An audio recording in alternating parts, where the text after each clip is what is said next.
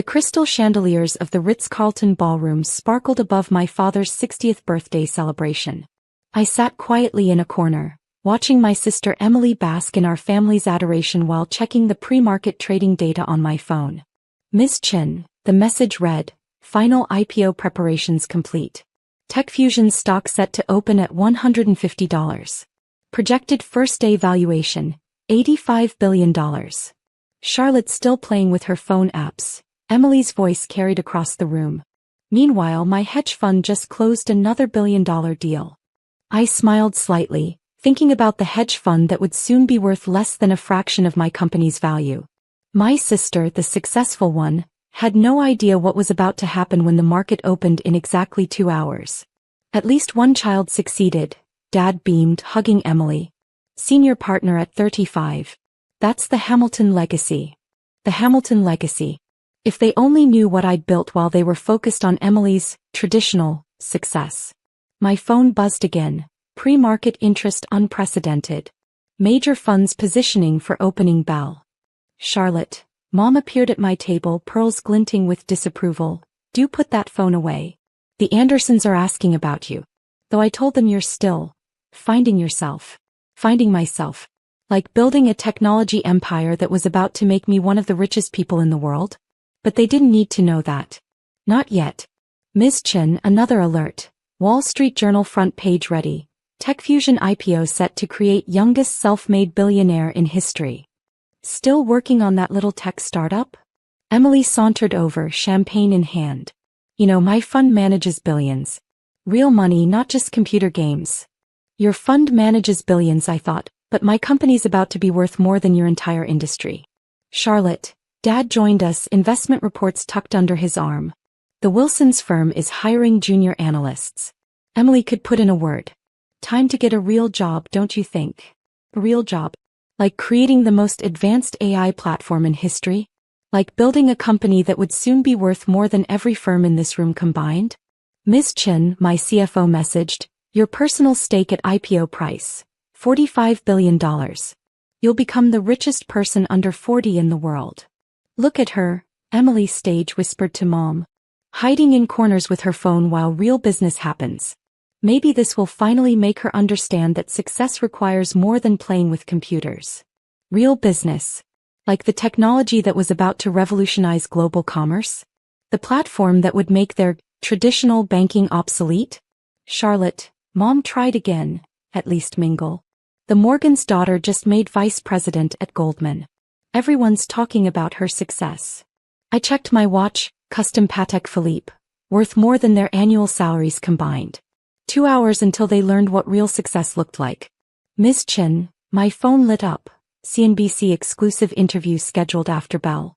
Current headline, unknown tech founder set to disrupt global finance.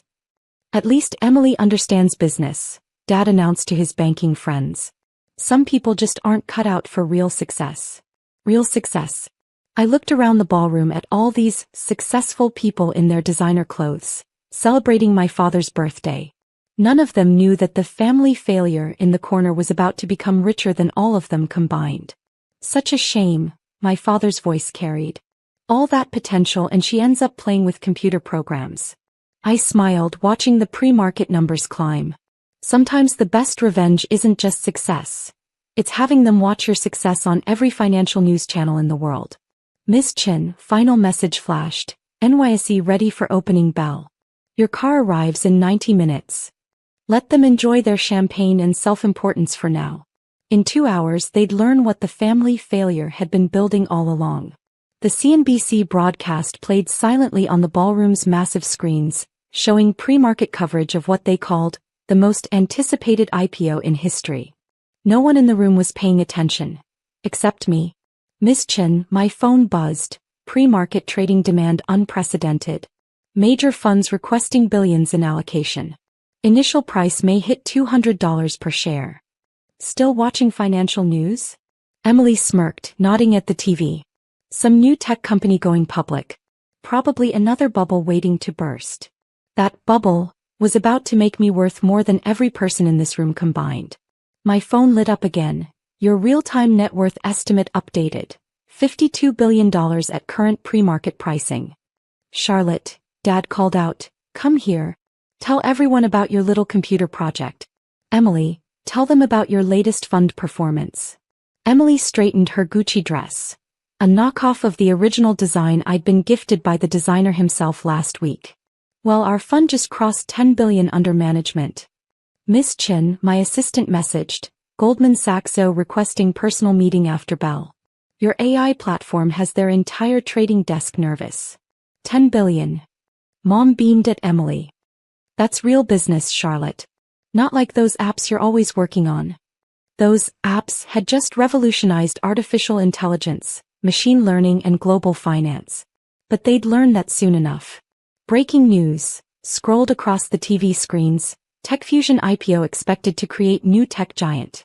Markets prepare for historic opening. "Oh look," Emily pointed at the screen, "another tech startup thinking they'll change the world. Charlotte, isn't that your, what do you call it? Industry?" Before I could respond, my phone buzzed. "Miss Chin, your security detail is in position. Car arriving in 45 minutes for NYSE opening bell ceremony." Speaking of success, Dad raised his glass. "Emily's fund just got approved for Federal Reserve trading. That's the Hamilton name opening doors." I checked my watch again. The Hamilton name was about to mean something very different in about an hour. "Miss Chin," my CFO messaged, "Wall Street Journal running story. Unknown founder set to become world's youngest female billionaire." "Charlotte," Mom appeared with the Morgans, "do tell them about your work. Though perhaps focus on your college degree instead of those computer things." Those computer things that had just attracted $100 billion in pre-market trading interest. My phone buzzed again. "Stock likely to open at $250. Your net worth projection, $60 billion. The TV suddenly got louder as someone unmuted it. "Largest tech IPO in history. TechFusion's revolutionary AI platform has every major financial institution scrambling." "These tech companies," Emily laughed, "thinking they can compete with traditional finance. Right, Dad?" Dad nodded sagely. Real business is what Emily does. Managing real money, not playing with computers. "Miss Chin," my security chief messaged, "NYSE trading floor prepared for your arrival. All major networks standing by." I watched as Emily held court, explaining her massive fund strategy to admiring relatives. None of them noticed that their phones all ran on my AI technology, that their banks all depended on my platform. 30 minutes to market open, the TV announced. TechFusion founder set to ring opening bell. "Charlotte," Dad sighed, "at least try to learn from your sister's success. Not everyone can handle real finance, but maybe you could start small." "Start small? Like building the most valuable tech company in history? Like revolutionizing global finance while they mocked my computer games?" "Miss Chin," my phone lit up, "your car has arrived. Time to make history." I stood quietly gathering my things. In exactly 27 minutes, every screen in this ballroom would show them what real success looked like. "Where are you going?" Mom frowned. "The party's not over." "To work," I smiled. "I have a rather important meeting at the stock exchange." "The stock exchange?" Emily laughed. "What would you be doing there?" I glanced at the TV, where CNBC was showing the packed trading floor waiting for TechFusion's founder to arrive. Ringing the opening bell. The silence that followed was deafening. Emily's champagne glass froze halfway to her lips as she processed what I'd just said. "Ringing the what?" Dad sputtered, his eyes darting between me and the TV screens showing the NYSE trading floor. "Miss Chin," my phone buzzed, "all major networks live. Pre-market trading has pushed valuation to $95 billion. Your real-time net worth approaching $65 billion. You can't be." Emily started, but her voice trailed off as the TV anchor's words filled the suddenly quiet ballroom. "Breaking news. TechFusion founder Charlotte Hamilton set to ring opening bell. Sources say IPO will create youngest female billionaire in history." The room erupted in chaos as my family's phones buzzed simultaneously with news alerts. Tech's new queen. Charlotte Hamilton's $95 billion empire. Family's failed daughter behind largest tech IPO in history. Hamilton name redefined. How Charlotte built a tech giant in secret. But you work from your apartment." Emily's voice cracked. Playing with computers. Actually, I smiled, straightening my Brunello Cucinelli blazer. I was building the most advanced artificial intelligence platform in history. Those computer games just revolutionized global finance. Ms. Chen, my CFO, messaged. Goldman Sachs reports unprecedented buying pressure. Opening price estimated at $300. Your net worth will exceed $70 billion at open. Dad stumbled forward, his banking instincts fighting through the shock. Princess, why didn't you tell us? We could have. Could have what? I raised an eyebrow. Taken me seriously? Noticed that while Emily was managing billions, I was creating them.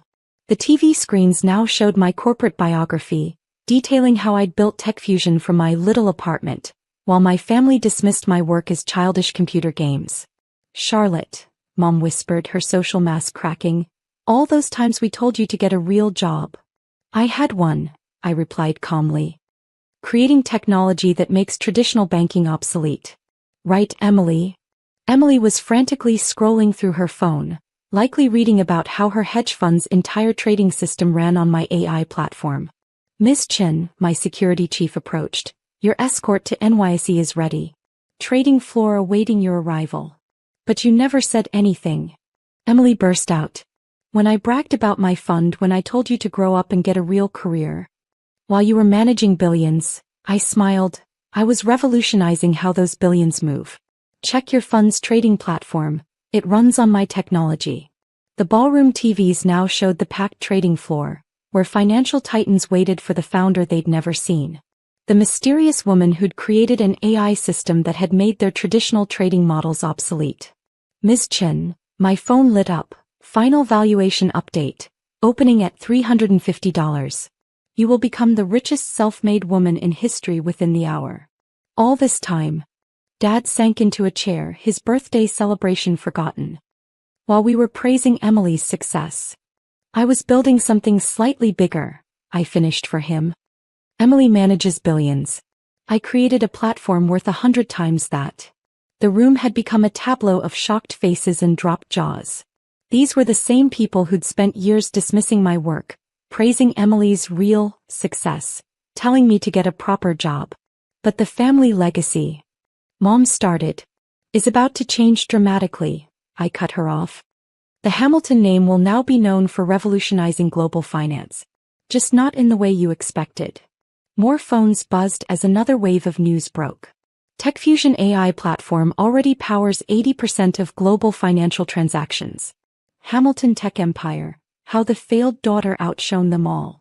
Ms. Chen, my assistant, messaged, NYSE chairman personally requesting your presence. Market opening in 20 minutes. The sound of helicopter blades thudded overhead as my transportation to the NYSE arrived. Through the ballroom's glass ceiling, guests could see my company logo emblazoned on the sleek black aircraft. Ms. Chen, my phone buzzed, final pre-market update. Opening price $375. You will be worth approximately $80 billion at market open. Bloomberg requesting first interview. That's your helicopter? Emily's voice had lost its usual condescension. But my fund, we're considered a major player. Your fund, I smiled, checking the markets on my phone, is worth less than what my company will make in its first hour of trading. The TV screens were now split between the NYSE trading floor and my biography, Charlotte Hamilton, from family failure to tech titan. Ms. Chen, my security team approached. Trading floor reports unprecedented activity. Your AI platform is already affecting global markets pre-opening. Dad was still staring at his phone, scrolling through article after article about his unsuccessful daughter's empire. TechFusion's AI, it's in everything, he whispered. Banks, trading systems, global finance. Including Emily's successful hedge fund, I nodded. That impressive trading algorithm you bragged about last Christmas? It runs on my technology. Mom had sunk into a chair, her perfectly maintained facade crumbling as she watched CNBC announce. Charlotte Hamilton set to become world's youngest female billionaire, net worth expected to hit $80 billion. But you work from your apartment. Emily tried one last time. All those times I told you about my billion-dollar deals. I remember, I interrupted. I was usually in the middle of trillion-dollar technology deployments during those conversations. Miss Chin, my phone lit up. Your real-time net worth tracking is now live on Bloomberg. Forbes updating billionaire list to place you in top 5 globally. The helicopter landed on the hotel's private pad, visible through the ballroom's windows. My security team formed a path through the stunned crowd. Charlotte, Dad stepped forward, his voice taking on the tone he used for business opportunities. We should discuss this as a family. Your company, your success. My success. I laughed softly. Like when you told the Morgans I was still finding myself last week. Or when you begged me to take that junior analyst position at Emily's fund. The room fell silent as another news alert hit everyone's phones. TechFusion AI now powers 90% of global financial transactions. Traditional banking face obsolescence. Emily's phone rang. Probably her fund's investors panicking about the new tech giant that controlled their trading systems. Ms. Chen, my CFO messaged, your personal wealth just exceeded the combined net worth of everyone at this party. Times 1,000. Well, I gathered my things preparing to leave. I should head to Wall Street. Unlike some forms of success, this one requires actually showing up to work.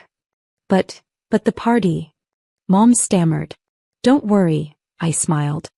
You can watch my success on every financial channel. Though you might want to adjust your definition of real business first. The security team moved forward, clearing my path to the helicopter. These were the same people who'd spent years dismissing my work as playing with computers. Oh, and Emily? I paused at the door.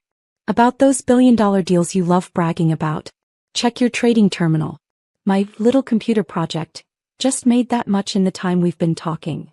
Miss Chen, my phone buzzed one final time. Market opening in 15 minutes. Your historic moment awaits.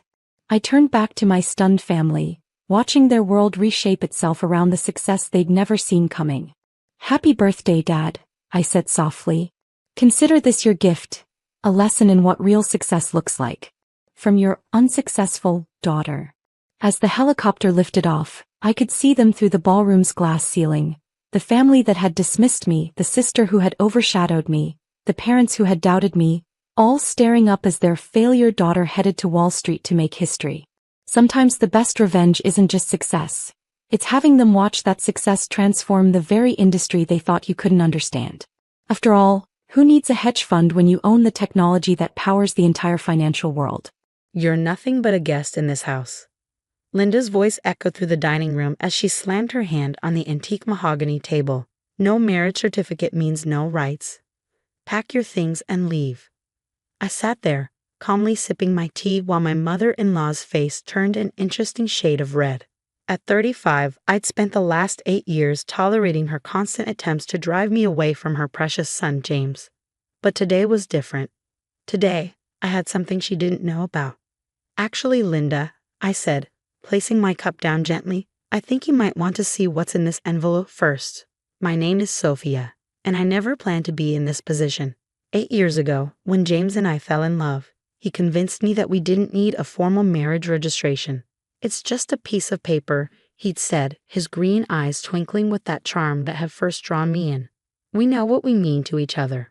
What I didn't know then was that his mother had orchestrated the whole thing. Linda Bennett, matriarch of the prestigious Bennett family, had never approved of me. In her eyes, I was just a music teacher who'd somehow ensnared her surgeon's son. No pedigree, no family connections, no trust fund. I wasn't what she'd envisioned for her only child.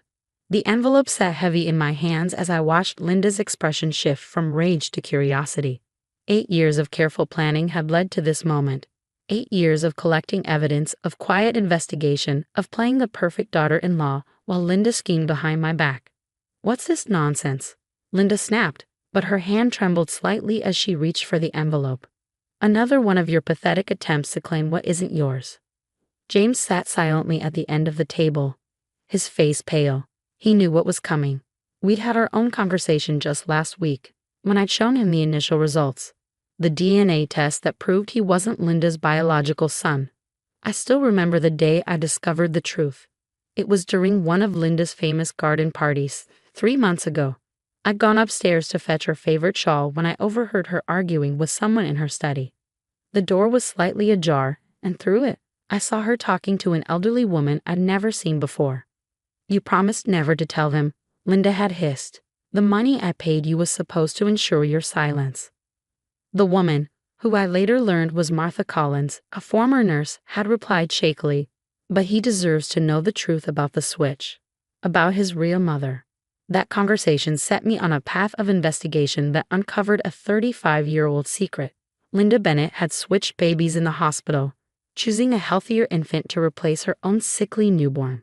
She paid off the nurse and created an elaborate lie that she'd maintained for over 3 decades. "Open it," I said softly, watching as Linda's perfectly manicured fingers trembled against the sealed envelope. "I think it's time we all face the truth, don't you?" The dining room fell silent except for the sound of tearing paper. I could hear the grandfather clock in the hall ticking away, marking each second as Linda pulled out the DNA results.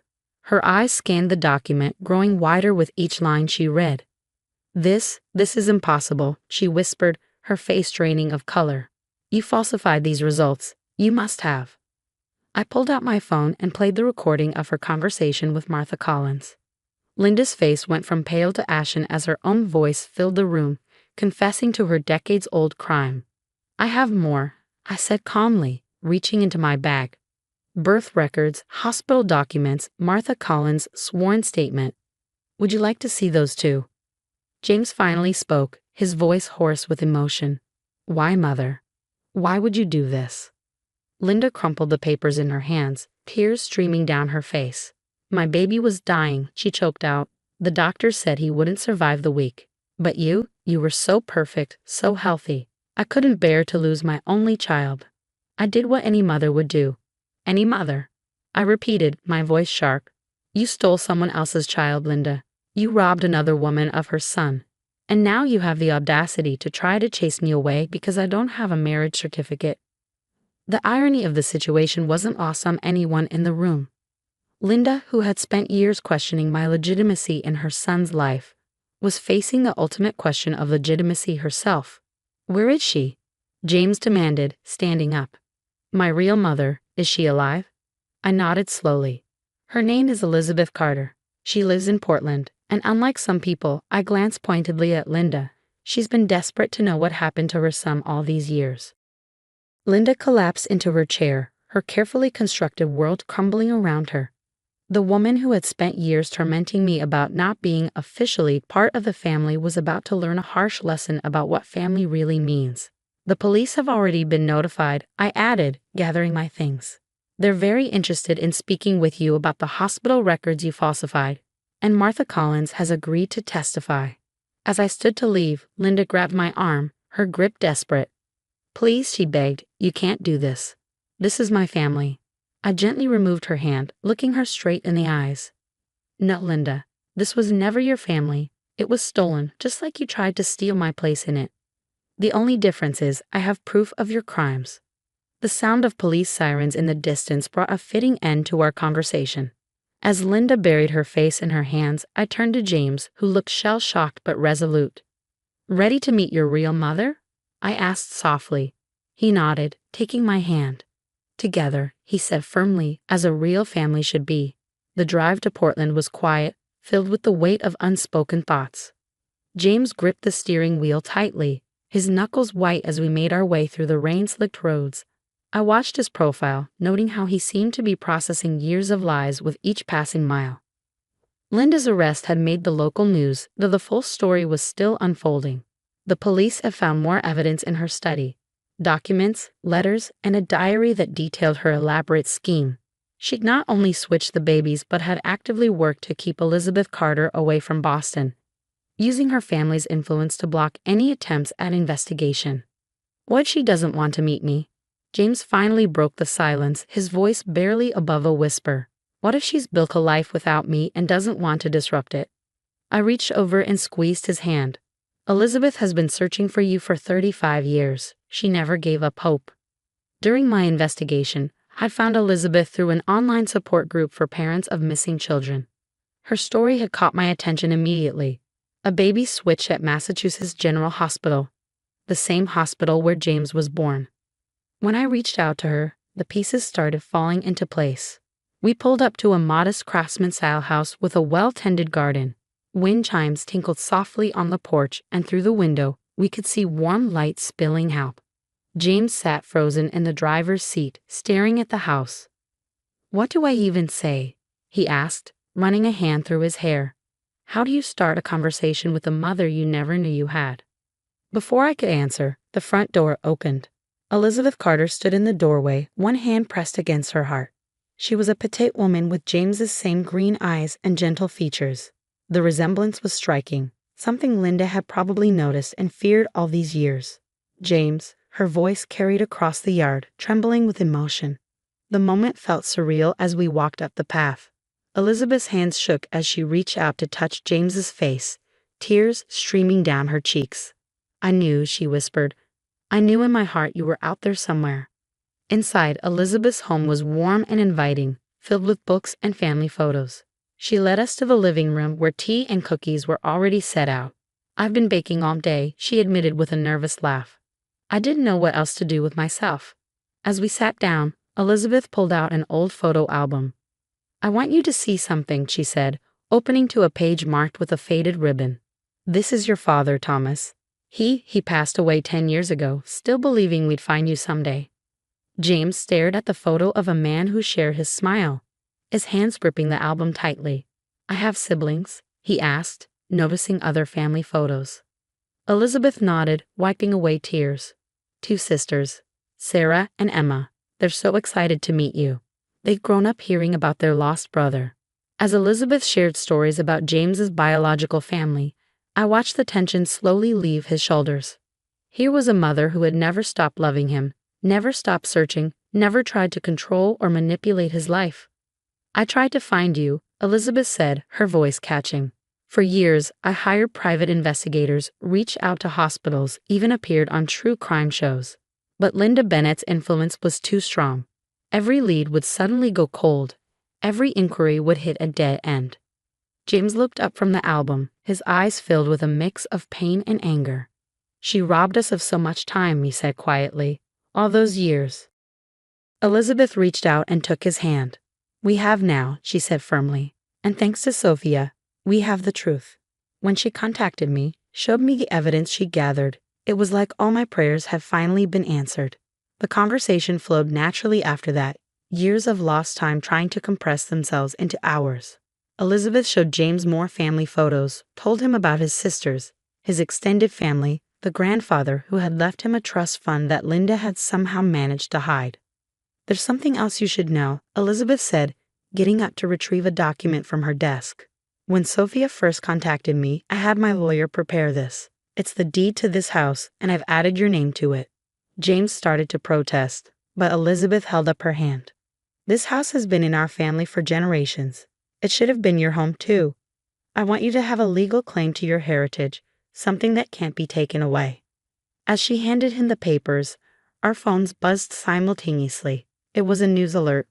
Linda had attempted to flee custody but had been caught at the airport. She'd been trying to board a flight to the Cayman Islands with a fake passport and a substantial amount of cash. "She never learned," I said, shaking my head. "Even now, she's still trying to run from the truth." Elizabeth set down her tea with a steady hand. "What she did, stealing a child, destroying records, using her influence to cover it up. She'll have to face the consequences now." James was quiet for a moment, then looked at his biological mother with determination. "I want to know everything," he said. "Every detail about our family, every story, every tradition. I want to make up for all the time we lost." Elizabeth's face lit up with joy. "Well, then," she said, reaching for another photo album, "let me tell you about the summer your father and I met. It was right here in Portland." As Elizabeth began her story, I watched James lean forward, absorbing every word. The weight of Linda's lies seemed to lift with each passing moment, replaced by the warmth of genuine family love. Outside, the rain had stopped and sunlight was breaking through the clouds, as if nature itself was celebrating this long-awaited reunion. 3 months later, I stood in the doorway of our new Portland home, watching James and Elizabeth work together in the garden. They were planting roses, a Carter family tradition, Elizabeth had explained. Every generation added their own variety to the garden. The criminal case against Linda had moved quickly, with Martha Collins' testimony, the hospital records, and Linda's own detailed diary. The prosecution had an airtight case. She'd been sentenced to 15 years for kidnapping, fraud, and obstruction of justice. The Bennett family fortune, built partially on her lies, was being investigated. James's sisters, Sarah and Emma, have flown in from Seattle and Chicago respectively. The reunion had been tearful but joyous. Looking at them together, the family resemblance was undeniable. They shared the same laugh, the same expressive hands when they talked, even the same way of scrunching their noses when confused. You know what's funny? Sarah had said during one of our family dinners, "We used to play this game when we were kids, imagining what our brother would be like.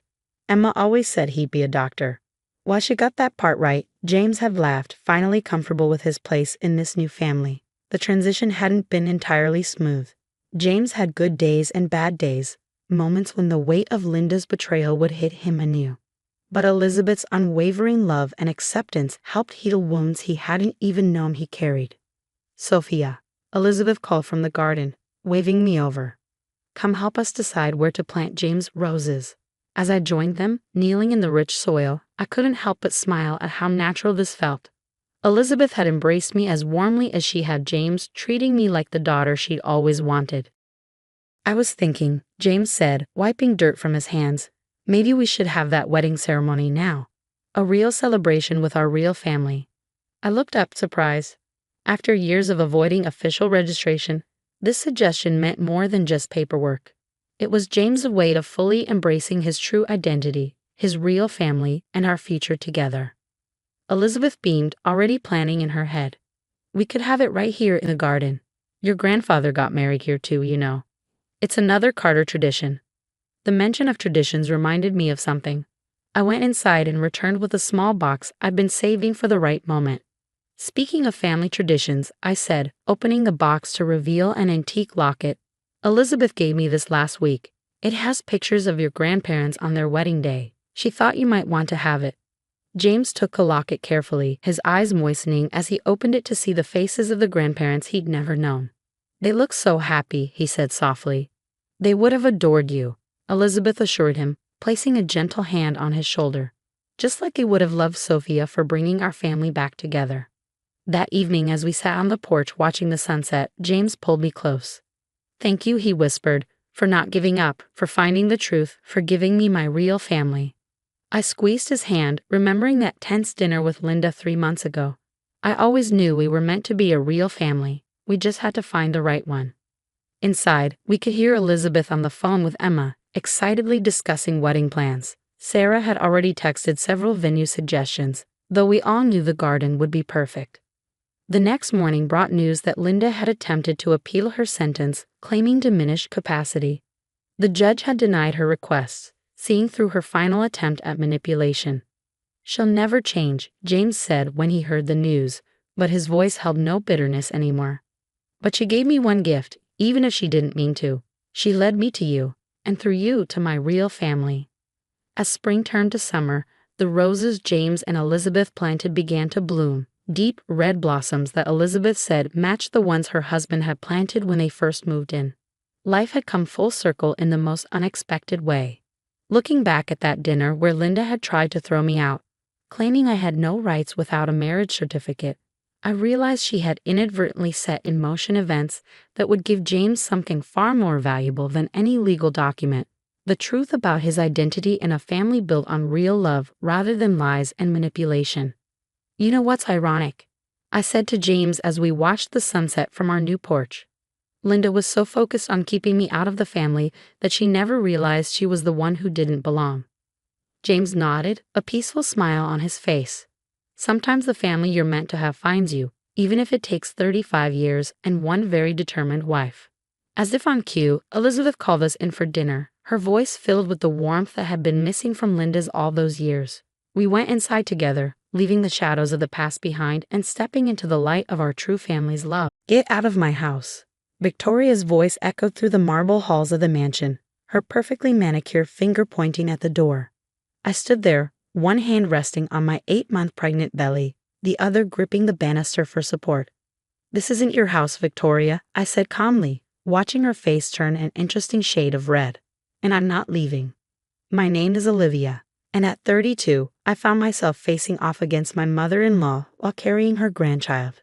The same woman who'd welcomed me into the family with fake smiles and backhanded compliments 5 years ago was now trying to throw me out of my own home. Marcus needs someone younger, someone who understands his needs. Victoria spat, her designer dress rustling as she moved closer. Emma's already 3 months pregnant, and she's only 24. You're practically ancient. The mention of Emma, my husband's mistress, should have hurt more than it did. But I'd known about her for months, quietly gathering evidence while Marcus thought he was being clever with his late-night business meetings and weekend conferences. And does Emma know about the prenup? I asked, watching Victoria's smug expression falter slightly. Or about the trust fund conditions? Victoria's eyes narrowed. What are you talking about? Marcus told me he had that prenup voided months ago. I couldn't help but laugh, the sound echoing off the high ceilings. Of course he did. Marcus has always been good at telling people what they want to hear, just like he told you this house belongs to him. The front door opened and Marcus walked in, his suit slightly rumpled, Emma clinging to his arm. She was pretty and that young, trying too hard way, her baby bump barely visible under her tight dress. The triumphant smile on her face dimmed when she saw me still standing there. "Mom, I thought you were handling this," Marcus said, not even looking at me. The man I'd loved for 8 years, who'd cried when we first heard our baby's heartbeat, couldn't even meet my eyes. "Oh, she's handling it exactly how I expected," I replied, pulling an envelope from my pocket. "But before anyone else tries to throw me out of my house, you might want to read this." Marcus snatched the envelope, his hands shaking slightly as he pulled out the documents inside. I watched his face pale as he read, Victoria peering over his shoulder. This can't be right," he stammered. "What is it?" Emma asked, her voice high and nervous. "The house," Victoria whispered, her eyes wide with shock. "It's in Olivia's name. Has been since before the marriage." I smiled, remembering the day my grandmother had transferred the property to me. Nana always said a smart woman protects herself. "The prenup you thought you voided? That was a copy. The real one is filed with 3 separate law firms." But the trust fund," Marcus sputtered. "My inheritance is contingent on you staying faithfully married to your first wife until your 10th anniversary," I finished for him. "Your father wasn't as trusting as you thought, Marcus. He'd seen too many of his friends' sons waste family fortunes on younger women." Emma's grip on Marcus's arm loosened. "You told me you were wealthy," she accused. "That we'd live in this mansion after the divorce." "He told you what you wanted to hear," I said, almost feeling sorry for her. "Almost, just like he told me he was working late all those nights he was with you." Victoria stepped forward, her composure cracking. "You planned this. You've been planning this all along." "No, Victoria. I planned to build a life with your son, to raise our child in this house. You and Marcus were the ones with plans." I rubbed my belly as the baby kicked, drawing strength from the movement. "I just made sure I was protected when those plans came to light." "We can figure this out," Marcus said quickly, his eyes darting between me and Emma. "We can come to some arrangement." "The only arrangement," I cut him off, "is that you have exactly 1 hour to pack your things and leave. All of you. The security team has been notified, and they know who owns this house." "You can't do this," Victoria shrieked. "That's my grandchild." "Yes, it is," I agreed. "And when this baby arrives, they'll know exactly who stood by them and who tried to throw their pregnant mother out of her own home." Emma was already backing toward the door, her dream of playing Lady of the Manor crumbling before her eyes. Marcus looked lost, probably realizing for the first time that his carefully constructed house of cards was falling apart. 1 hour, I repeated, turning to climb the stairs. "After that, the police will be happy to escort you out." "This isn't over," Victoria called after me. "We'll fight this." I paused at the top of the stairs, looking down at the 3 people who thought they could discard me so easily. "You're right, Victoria. It's not over. Because tomorrow, the family lawyer will be delivering some very interesting documents to the trust fund managers. I wonder how they'll feel about Marcus violating every condition his father put in place." The silence that followed was deafening. I walked to my bedroom in my house, and sat in the window seat, watching as Marcus and Emma hurriedly threw bags into his car 30 minutes later. Victoria stood on the driveway, still in shock, probably trying to figure out how her perfect plan had backfired so spectacularly. As they drove away, I felt the baby kick again. "Don't worry, little one," I whispered, resting my hand on my belly. "Mommy made sure it will be just fine." What they didn't know was that this was just the beginning. Tomorrow, when the trust fund managers received proof of Marcus's infidelity and the pregnancy he conceived while still married to me, the real fallout would begin. Victoria's dreams of her son inheriting control of the family fortune would crumble like a house of cards. Sometimes the best revenge isn't about getting even. It's about being prepared and watching as those who underestimated you realize their mistake too late. I picked up my phone and dialed my grandmother's number. She answered on the second ring, her voice warm and knowing. "Is it done?" she asked. "Yes, Nana," I replied, watching the sunset paint the gardens in shades of gold. "They're gone." "Good girl," she said proudly. "Now, shall we discuss what to do with that trust fund once Marcus is officially disinherited?" I smiled, thinking of all the plans I had for my child's future. "Actually, Nana, I have some ideas about that." The next morning, I sat in my grandmother's sunlit kitchen, watching her prepare her famous chamomile tea. At 75, Nana was still sharp as a tack and twice as cunning. She taught me everything I knew about protecting myself in a world that often underestimated women. "James called," she said, sliding a cup towards me. James was the family lawyer, a man who'd watched Marcus's father build his empire and had no patience for entitled sons who thought they could circumvent their father's wishes. "The trust fund managers were very interested in the evidence you gathered." I sipped my tea, remembering all the late nights I'd spent documenting Marcus's indiscretions. The hotel receipts, the bank statements showing purchases from luxury boutiques that certainly weren't for me, the time-stamped photos of his not-so-secret meetings with Emma. How did they take it? Let's just say Marcus won't be getting his hands on that money anytime soon. Nana's eyes twinkled. His father's conditions were very specific. Faithfulness until your 10th anniversary wasn't just a suggestion. It was legally binding. My phone buzzed with a text from Victoria. "You've ruined everything. Marcus is devastated. How dare you do this to our family?" I showed the message to Nana, who snorted. That woman never did understand the meaning of consequences. "How's the little one this morning?" As if on cue, the baby kicked. "Active," I smiled, rubbing my belly. "Just like their mother." The doorbell rang, and Nana's housekeeper appeared moments later with an unexpected visitor. Emma. She looked different from yesterday, her carefully maintained facade cracking around the edges. "I need to talk to you," she said, wringing her hands. "Please." Nana raised an eyebrow but nodded, stepping out to give us privacy. I gestured for Emma to sit. "Marcus lied to me," she blurted out, tears welling in her eyes. "About everything. The money, the house, his marriage. He told me you were separated, that you were living off his generosity. He said once the baby came, we'd be a real family." I pushed a box of tissues across the table. "And now you know the truth." "Victoria came to my apartment this morning," Emma continued. "She was furious, saying I'd ruined her son's inheritance. She demanded she wanted me to." She broke down, unable to finish. "Let me guess," I said, feeling a mix of pity and vindication. "She wanted you to get rid of the baby." Emma nodded, her shoulders shaking. "She said it would ruin everything, that no one could know." Marcus just stood there, letting her say those horrible things. "I thought you loved me." "Marcus loves himself," I replied quietly. "Everything else is just a means to an end." "I don't know what to do," she whispered. "I can't raise a baby alone." I lost my job because Victoria told the board I was morally compromised. I studied the young woman before me, seeing past the mistress to someone who'd been manipulated just as much as I had, just in different ways. "Do you want this baby?" She looked up, surprised by the question. "Yes," she said firmly. "Whatever else happens, yes." I reached into my bag and pulled out a business card. "This is my lawyer's number. She specializes in family law. Call her. Marcus might not want to be a father to your child, but he will be financially responsible." "Why are you helping me?" Emma asked, genuinely confused. "Because my child will have a half-sibling, and I don't believe in punishing children for their parents' mistakes." I handed her another card. "This is my number. If Victoria or Marcus threatens you again, call me." After Emma left, Nana returned, looking thoughtful.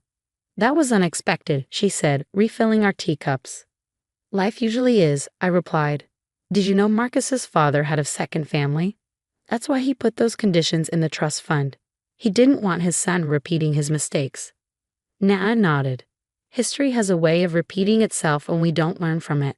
Speaking of which, Victoria's been calling the house all morning, demanding to speak with you. Let her, I said, feeling stronger than I had in months. I have nothing to hide. As if summoned by our conversation, my phone rang, Victoria's number flashing on the screen. I answered, putting it on speaker. How dare you turn that little tramp against us? She hissed. After everything we've done for you. You mean like trying to throw me out of my house while I'm 8 months pregnant? I asked calmly. Or perhaps you mean threatening your unborn grandchild's sibling. That thing is not my grandchild. My grandchild is the one you're carrying. No, Victoria, I said firmly. After yesterday, you've lost the right to claim any connection to my child. As for Emma's baby, they're innocent in all this. Unlike you. We'll fight this, she threatened. Marcus knows people. We'll contest everything. Go ahead, I replied. I'm sure the trust fund managers would love to hear you explain why you think your son deserves to inherit after violating every condition his father put in place. I'm sure the board at Emma's company would be interested in hearing about your threats. Should I continue? The silence on the other end was telling. You've lost, Victoria, I said quietly. The only question now is how much more damage you want to do to your family's reputation before you accept that. She hung up without another word. Nana reached across the table and squeezed my hand. You did good, child. Now, shall we discuss the nursery? That mansion of yours needs some brightening up. I smiled, feeling the weight of the past months lifting. Sometimes the best revenge isn't just about winning. It's about staying true to yourself while watching others reveal who they really are. The baby kicked again, and I knew that whatever came next, we would face it together, stronger for having weathered this storm. Yes, I said to Nana, let's talk about the future. 3 months later, I sat in the hospital room, holding my newborn daughter Lily, while Nana beamed proudly beside me. The delivery had been smooth, and my little girl was perfect, a head full of dark hair and her mother's determination, evident in her strong grip on my finger. The past months had brought changes I never expected. Emma had taken my advice and contacted the lawyer. She was now set up in a comfortable apartment, her prenatal care covered, and a solid support system in place. We weren't friends exactly, but we'd reached an understanding. Our children would be siblings, and that connection deserved respect. Marcus, on the other hand, had spiraled. After the trust fund managers officially revoked his inheritance, he'd moved back in with Victoria, his dreams of luxury living with his young girlfriend shattered. Last I heard, he was working as a junior associate at a small firm, the only place that would hire him after word of his behavior spread through our social circle. A soft knock at the door interrupted my thoughts. It was James, the family lawyer, his eyes twinkling as he looked at Lily. She's beautiful, he said, then cleared his throat. I have some papers for you to sign when you're feeling up to it. The trust fund managers have made their final decision. I nodded, having expected this. What's the verdict? Given Marcus's violation of the terms and your grandmother's influence, they've decided to transfer the entire trust to Lily. He smiled. With you as executor, of course. They felt it was fitting, like father like daughter, but this time in the right hands. Victoria had tried to fight it, of course. She'd hired lawyers, threatened lawsuits, even attempted to claim I had tricked Marcus into violating the trust conditions. But evidence doesn't lie, and her desperate attempts only served to further damage their reputation. There's something else, James continued, pulling out another envelope. Emma had her baby last week, a boy. She's named you as godmother. This surprised me. Emma and I had maintained a cordial relationship, but this was unexpected. Why? She said you were the only one who treated her with dignity when everything fell apart. James explained.